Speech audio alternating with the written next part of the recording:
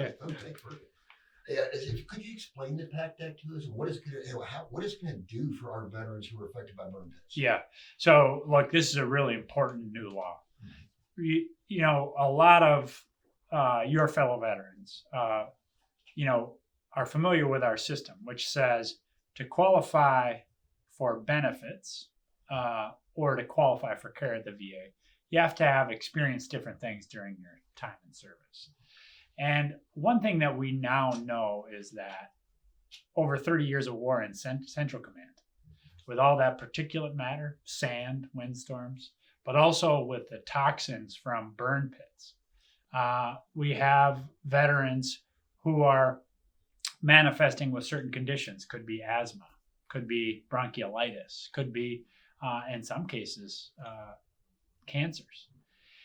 In the past, they would have had to prove not only do they have that condition, but then they'd have to go through all sorts of burdens of proof to show where they were and the fact that they were there led to the condition. The PACT Act does something very important. It says if you are in Central Command from 1991 to 2021 at any time, and you have one of these conditions, one of these maladies, asthma, for example, we're going to assume that you got it when you're in Central Command, and that's going to then lead us to be able to get you into care and into benefits as a result of that condition. So what it does is it takes the burden of proof off of you, makes it a simpler, more straightforward process, and then allows us the opportunity to get you into care and make sure that you get some benefits. I mean, do they just need to show like that? Orders that they were in somewhere in Central Command? Yeah. So what I really want our vets to do is come in and see us at VA, visit us at va.gov/PACT, or call us at 1-800-MY-VA-411, and we'll talk them through precisely what they need. We'll help them file a claim, then we'll go to work on those claims. This week, we've received the 300,000th claim from troopers who had been in that big expanse of land, from Somalia in the southwest to Uzbekistan in the northeast. You know it well, including those two garden spots in the middle, Afghanistan and Iraq. Oh yes, I know those ones. Yeah. Yes, sir. Okay. The other more important one I think that we're going to do is, there's a new life insurance program that the VA is doing for veterans. Yep. Can you explain what that is, how it goes, and can spouses qualify to get that as well? Yeah. So VA Life is what the program is called, and it's an amazing opportunity. Here's what it says: if you have a service connection, even if it's 0%. From 0% to 100%. And if you are 80 years old or younger, you can get coverage in VA Life, as it's called. The process is very simple. You can reach us the same way, 1-800-MY-VA-411, and we'll talk you through the application process. One of my workmates, she's an Iraq combat vet. Her husband, Iraq, Afghanistan combat vet. Each of them went through the application. Took them 6 minutes each. And what does it get you? Well, you have to be involved in the program for 2 years to vest. Okay? If you pass in the first 2 years, your family gets back every bit of the premium that you paid in those 2 years. But at 2 years, then you will then qualify for full payment at the time of passing, so that your family will be taken care of. So things like, all the kind of expenses, unfortunately, that we have to deal with at that time will be covered. But then there's also an opportunity for some generational wealth for your family as well. So VA Life, very simple, very straightforward. If you have any service connection, 0% to 100% service connected, and if you're aged, 80 years old or below, fill out the application. We'll get you in the program. If your spouse is a caregiver, will they be able to do it as well? Yes. And is there a cap on how much insurance you can get? Is it like is it 100,000 or? It's a good question, and I should know the answer, but I don't. I'm drawing a blank on it right now, so we'll get you the exact answer on that. Okay, thank you, sir. I appreciate that. And I guess we can go back to burn pits real quick since we got those. The burn pit registry. In fact, that's where we first started talking because we were trying to promote it. Yeah. How well is that doing? And is it having an effect on the research they've been doing into the burn pit stuff? Yeah. Thanks so much. First of all, I want to say to you, thank you for the work that you individually have done on this. I saw the reporting you did on the FOIA Yes, that sir. you got. Took a while for you to get that. Yes, sir. But the fact is, reporters like you have pressured the system to be more responsive to vets. And without your reporting, we wouldn't have the PACT. And so hats off to you for that. Second, on the burn pit registries, I'll be very candid with you. It's not, we've not done as good a job with the registries as we should do.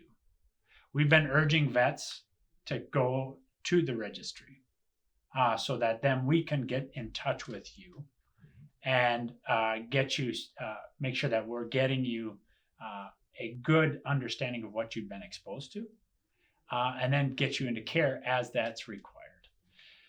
Fact is, a series now of independent studies, including by our Inspector General, have found our work on the burn pits, let's say, to be wanting. So one of the things we're doing is redoubling our efforts to make sure that those vets who have gone in, and active duty, who have gone in and signed up on the burn pit registry, that we're getting connected to them and then getting them an initial review. Basically, if they have something that that they just thought maybe it cropped up and stuff, they may not know that it may be actually related to burn pit. Exactly. And at the very least, then it also gives us a baseline to understand what they went through, so that in the years ahead, if something manifests, we have that baseline understanding. Let me just make this point, though, about the new law, the PACT Act. Those vets already in our care qualify for what we call toxic exposure screening. Okay? More than 1.5 million vets have already had their toxic exposure screening. Sorry, do mine. Yeah. Mm-hmm. So you haven't done it yet? Not yet, sir. No. Yeah, they're still. I'm working on figuring out. They just opened up at the VA clinic over there. Yeah. Once I can get transferred over there, it'll make it a little bit easier because the drive to Temple sometimes can be just a little bit, taxing on. I believe it. Yeah. I believe it. Well, so let's make sure that happens. Here's the benefit of it, right? Is what the law says is you should just approach your primary care provider and say, hey, I'd like my toxic exposure screening. As I said, this already happened 1.5 million times since last fall. That opens a conversation between you and your primary care provider to say, hey, this is what I think I was exposed to. Let me tell you about this time when I was in Kandahar province, Basra, Iraq. This is when I was in Basra, Iraq, or when I was in Ramadi, and what I was exposed to, right? That allows your primary care provider then to have a conversation with you and then maybe refer you on to additional reviews. So you can make sure that you get to the bottom of whatever might be there or might not be there. The really important thing here is we're learning in almost 40% of cases. Even for vets already in our care, we're learning from them that they have a concern about a toxic exposure that we weren't aware of. So this is really opening the aperture so that we get to the bottom of just how many of our guys have been exposed, our men and women have been exposed, and then we're taking care of it. One more question. Perfect. And this one is like, what makes you so passionate about caring for veterans? Wow.